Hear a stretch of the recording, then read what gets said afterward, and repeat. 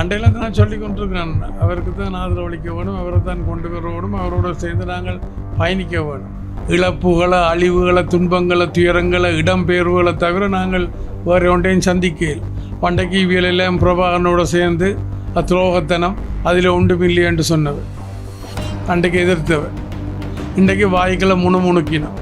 நான் திரும்பி கொழும்புக்கு போராட்டம், உங்களுக்கு தெரியும், நான் ஆயுத போராட்டத்தினுடைய ஒரு ஆரம்ப போராளிகள் ஒரு ஆள்.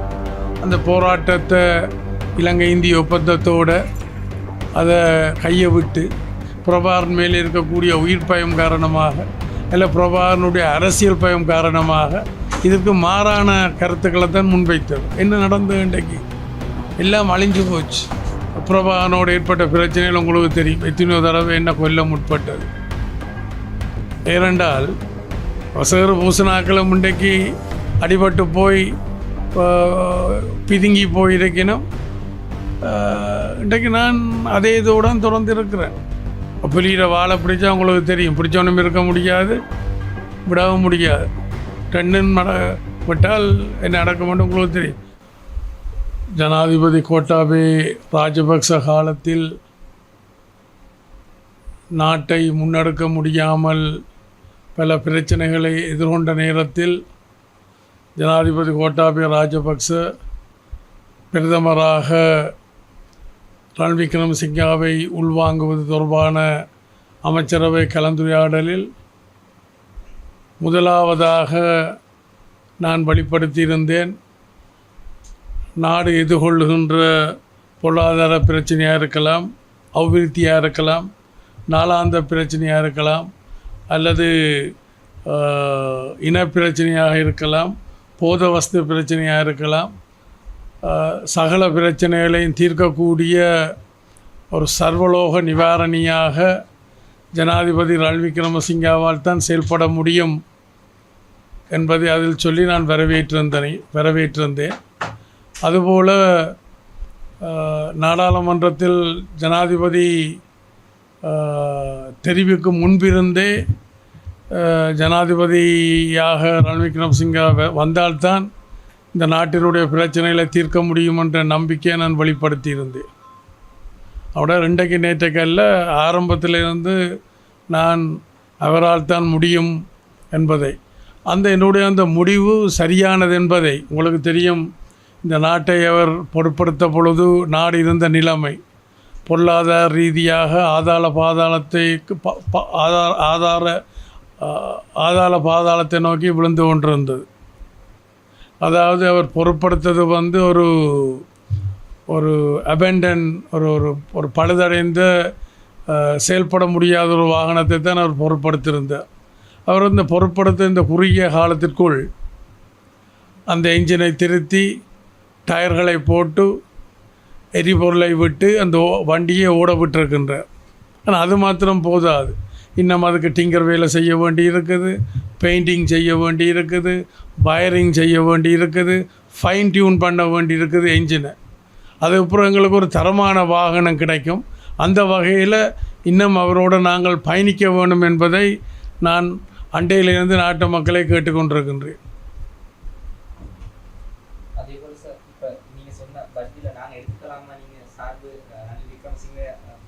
ஜனாதிபதி அவர்களுக்கு தான் நீங்க கொடுக்க போறீங்க என்று அதை எடுத்துக்கலாம் அந்த ஸ்டேட்மெண்ட்டை. விடிய ராமாயணம் விடிஞ்ச பிறகு ராமர் சீதைக்கு என்ன முறையன்ற மாதிரி தான் கூட அண்டையில் தான் சொல்லி கொண்டிருக்கிறேன். அவருக்கு தான் ஆதரவளிக்க வேணும், அவரை தான் கொண்டு வர வேணும், அவரோடு சேர்ந்து நாங்கள் பயணிக்க வேணும். அது கூடத்தான் நாட்டை இந்த இதில் வீழ்ச்சியிலேருந்து எழுச்சியை நோக்கி கொண்டு போக முடியும். இபிடிபி கட்சி உங்களோட இந்த எல்லா முடிவுகளுக்கும் கட்சி அப்படி உங்களோட இருக்கிறதா?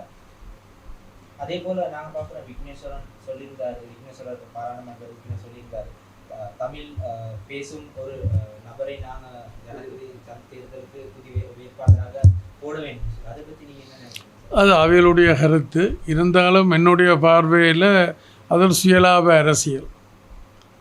இன்றைக்கு இருக்கக்கூடிய நிலைமைகள், இன்றைக்கு இருக்கக்கூடிய பிரச்சனைகள் என்பது இல்லை, அதுக்கான அணுகுமுறைகள் என்பது கடந்த காலத்திலேருந்து வேறுபட்டது. அப்போ நாங்கள் புதிய முறையில் அதை அணுக வேணும். அதாவது இப்போ 74ஆம் ஆண்டுக்கு முதலும் 74ஆம் ஆண்டுக்கு பிறகும் இன்று வரை தேர்தல்கள் நடக்க இருக்கின்ற பொழுது இந்த தமிழ் தரப்பினர் தமிழ் கட்சிகள் என்ன சொல்லுவார்கள்? நாங்கள் ஐக்கியப்பட வேணும், வெளி உலகுக்கு எங்களுடைய ஐக்கியத்தை காட்ட வேண்டும், தென்னிலங்கைக்கு எங்களுடைய ஐக்கியத்தை காட்ட வேண்டும் என்று சொல்லி 74க்கு முதலும் 74ஆம் ஆண்டுக்கு பிறகும் அதான் சொல்லி வந்தார்கள். என்ன நடந்தது? இழப்புகளை, அழிவுகளை, துன்பங்களை, துயரங்களை, இடம்பெயர்வுகளை தவிர நாங்கள் வேறு ஒன்றையும் சந்திக்கையில். ஏன்னா அது முழுக்க முழுக்க அவருடைய சுயலாப அரசியல். நான் அதிலேருந்து விடுபட்டு வர வேணும்.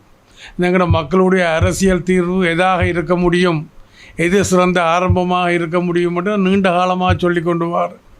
இலங்கை இந்திய ஒப்பந்தத்தில் ஏற்படுத்தப்பட்ட இந்த 13வது திருத்தச் சட்டம் இந்த மாகாண சபைக்கும் மாகாண சபை முறைமைக்கூடாகத்தான் நாங்கள் அதை முன்னெடுக்க முடியும் என்று அண்டையிலேருந்து நான் சொல்லி வந்தேன். பண்டைக்கு இவியலெல்லாம் பிரபாகரனோடு சேர்ந்து துரோகத்தனம் அதில் ஒன்றுமில்லை என்று சொன்னவர், அன்றைக்கு எதிர்த்தவர். இன்றைக்கு வாய்க்களை முணுமுணுக்கினோம். அப்போ அன்றைக்கு எதிர்க்கைகளையும் அவையிட்ட உண்மைத்தன்மை இருக்க இல்லை, இன்றைக்கு ஆதரிக்கைகளையும் அவையிட்ட உண்மைத்தன்மை இருக்க இல்லை. அதுலேருந்து விடுபட்டு வெளியால் வர வேணும். அவர்கள் ஒவ்வொருத்தரும் தனித்தனி கட்சி தங்களுடைய கொள்கைகளை மக்களுடைய கணிப்புக்கு விட்டு அதன் பிறகு தேர்தலுக்கு பிறகு தான் அவள் ஐக்கியப்படுறது தான் ஆரோக்கியமாக இருக்குமே ஒழிய, தேர்தலுக்கு முதல் ஒரு பொய்மைக்காண்டி ஒரு புரட்டு சொல்லி அல்ல சுயலாபத்துக்காக வாக்குகளை அபகரித்த பிறகு திருப்பியும் அவியல் பிரிஞ்சு போயிடும். பிரச்சனைகளை தீரா பிரச்சனையாக வச்சிருக்கணும். அதை வேண்டாமன்ற. அதேபோல இப்போ ஜனாதிபதி அரசியல் கட்சிகளிடம் பேச்சுவார்த்தை நடத்தி கொண்டிருக்கிறார். இப்பொழுது உங்கள் கட்சி சார்பாக எந்த தமிழ் பிரச்சனை சம்பந்தமாக நீங்கள் கோரிக்கைகள் வச்சிருக்கீங்க? புதுக்கொண்டும் வைக்க இல்லை. நாங்கள் நியாயமானதாக யதார்த்தமாக நான் திரும்பி கொழும்புக்கு போராட்டம், உங்களுக்கு தெரியும் நான் ஆயுத போராட்டத்தினுடைய ஒரு ஆரம்ப போராளிகள் ஒரு ஆள். அந்த போராட்டத்தை இலங்கை இந்திய ஒப்பந்தத்தோடு அதை கையை விட்டு மத்தியில் கூட்டாட்சி, மாநிலத்தில் சுயாட்சி என்ற அரசியல் இலக்கம் முன்வச்சு அதை நோக்கி எங்களுடைய வேலை திட்டமாக தேசிய நீரோட்டத்தில் கலந்து கொள்வது, நாடாளுமன்ற ஜனநாயகத்துக்கு ஊடாக தேசிய நல்லிணக்கத்தையும் சேர்த்து கொண்டு போகிறதுக்கு ஊடாகத்தான் நாங்கள் எங்களுடைய பிரச்சனைகளை தீர்க்கலாம் என்ற நம்பிக்கையோடு முன்வச்சு வந்தது. ஆனால் அன்றைக்கு பிரபாகரனுடைய தலைமையில் இருந்த ஏனைய சக தமிழ் கட்சிகளும் பிரபாகரன் மேலே இருக்கக்கூடிய உயிர் பயம் காரணமாக இல்லை பிரபாகரனுடைய அரசியல் பயம் காரணமாக இதற்கு மாறான கருத்துக்களை தான் முன்வைத்தவை. என்ன நடந்தது? இன்றைக்கு எல்லாம் அழிஞ்சு போச்சு. நாங்கள் முதல் இருக்கிறத பாதுகாக்க வேணும், அதுலேருந்து முன்னோக்கி போக வேணும். அப்போ வர இருக்கிற சந்தர்ப்பங்களில் உலகால அனுபவங்களையும் தொகுத்தெடுத்த மக்கள் வருங்காலங்களில் எனக்கு கூடின வாக்குகளையும் கூடின ஆசனங்களையும் தருவார்களாக இருந்தால் எங்களோட மக்கள் எதிர்கொண்டு வருகின்ற பிரச்சனைகளை என்னால் இலவாக தீர்க்க முடியும் என்று நம்புகிறேன். அன்றைக்கு நாங்கள் ஆயுதம் தூக்கினாங்கள், ஆயுத பலத்துக்கு கூடாக பிரச்சனைகளை தீர்க்கலாம். ஆனால் ஆயுத போராட்டம் என்பது இடையில் திசை திரும்பி பலவீனப்பட்டுட்டு சகோதர படுகொலைகள் அல்ல இயக்கங்களுக்கு இடையில் ஏற்பட்ட பிரச்சனைகள், இயக்கங்களுக்கு உள்ளே ஏற்பட்ட பிரச்சனைகளை தீர்த்து கொண்ட வன்முறை, அதால் எங்களோட போராட்டம் பலவீனப்பட்டு திசை திரும்புகிற நேரத்தில் இலங்கை இந்திய ஒப்பந்தம் என்ற ஒரு பொன்னான வாய்ப்பு கிடச்சி அதுலேருந்து நாங்கள் முன்னோக்கி போக வேணும். ஆனால் துரவஷ்டவசமாக சகுடன் காதில் ஊதின சங்கு மாதிரி அதை யாரும் பொருட்படுத்தலை. அதால் நாங்கள் அனுபவித்து கொண்டோம். நாங்கள் அந்த பட்டறிவு அதிலேருந்து நாங்கள் வெளியில் வந்து நான் சொன்ன வழிமுறையை முன்னெடுப்பினமாக இருந்தால் நிச்சயம் விரைவாக ஒரு கௌரவமான ஒளிமயமான ஒரு சூழலை நாங்கள் இந்த நாட்டு மக்களுக்கு உருவாக்கலாம் என்று நான் நம்புகிறேன். அதே போல வடக்கு கிழக்கில் தமிழ் பேசும் மக்கள் எதிர்பார்க்கிறது 13வது அரசியல் திட்டம். அது கிடைக்குமா ஜனாதிபதி திருப்பி? ஏன் அதுதான் எங்கள் அரசியல் ஜாப்பில் இருக்கு. ஏன் கிடைக்குமா கிடைக்காதான்றது காப்போத்தலா அரைப்போத்தலா முக்காப்போத்தலான்றலாம் அது தேவையில்லை. அது எங்கள் அரசியல் ஜாப்பில் இருக்குது. அது எங்களோட உரிமை. அதை நாங்கள் செய்விக்க வேணும். இல்லை அவர் அதில் பிரச்சனை இல்லை. நாங்கள்லாம் அதாவது என்னென்னா இலங்கை இந்திய ஒப்பந்தத்துக்கு முதல் தென்னிலங்கை அரசுகள் ஒரு இனவாத அரசுகளைத்தான் செயல்பட்டு ஒரு பாரபட்சமாக. ஆனால் இலங்கை இந்திய ஒப்பந்தத்துக்கு பிறகு குணாம்ச ரீதியான மாற்றம் ஏற்பட்டிருக்கு. ஆனால் துரவஷ்டவசமாக தமிழருடைய தரப்பில் அது சரியாக கையாளாதது தான் இந்த நிலைமையில் காரணம் என்றதான் நான் அண்டையிலேருந்து சொல்லி வரேன். இப்போ மக்கள் அதை உணர்ந்து வரதாக நான் நினைக்கிறேன். அதே நேரத்தில் ஏழை கட்சிகள் உங்களை அழைப்பிடுத்தான் தங்களுக்கு ஆதரவாக வருமானம் கிடைக்கும். சுட்ட மண்ணும் பச்சை மண்ணும் ஒட்டாது தானே. ஏன்னா அவர்களுடைய பாருங்க, இப்போ நானும் இந்த இந்த 90ஆம் ஆண்டில் இருந்து முதல் 90ஆம் ஆண்டில் இருந்து பிரபாகரனோடு ஏற்பட்ட பிரச்சனைகள் உங்களுக்கு தெரியும். எத்தனையோ தடவை என்ன கொல்ல முற்பட்டது. ஏனென்றால் என்னுடைய அந்த அரசியல் நிலப்பாடு அல்ல மாற்று கருத்து மாற்று கொள்கைகள் மக்களை எண்ணோக்கி மக்களை அணிதிரண்டு வரைக்கில் அவர்கள் அதை விரும்பாமல் என்மேல் ஒரு பக்கம் சேறு பூசினது, இன்னொரு பக்கம் என்ன கொல்ல முற்பட்டது. ரெண்டும் சாத்தியம் இல்லாமல் போயிட்டுது. சேறு பூசினாக்களும் இன்றைக்கு அடிபட்டு போய் பிதுங்கி போயிருக்கணும். இன்றைக்கு நான் அதே இதோடு தொடர்ந்திருக்கிறேன். அப்போ வரலாறு என்னுடைய இதுகளை நானும் அவர்களை மாதிரி சேர்ந்து போயிருக்கலாம். இது அரசியல் என்ன பிரபான் மேலே இருக்கக்கூடிய உயிர் பயம் காரணமாக, பிரபானால் இருக்கக்கூடிய உயிர் பயம் காரணமாக, இல்லை பிரபானுடைய அரசியல் பயம் காரணமாக நான் அவைகளுக்கும் வக்காலத்து வாங்கியிருக்கலாம்.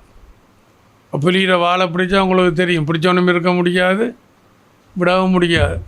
ரெண்டும் விட்டால் என்ன நடக்குமென்று உங்களுக்கு தெரியும். நான் ஒரு நியாயமான இதை முன் வச்சு வந்திருக்கிறேன். நான் நினைக்கிறேன் இந்த வர இருக்கிற ஜனாதிபதி தேர்தலில் அதுக்கு பிறகு வர இருக்கிற நாடாளுமன்ற தேர்தலில் மக்கள் சரியான வழிமுறைக்கு வருவினோம்னு நான் நம்புகிறேன்.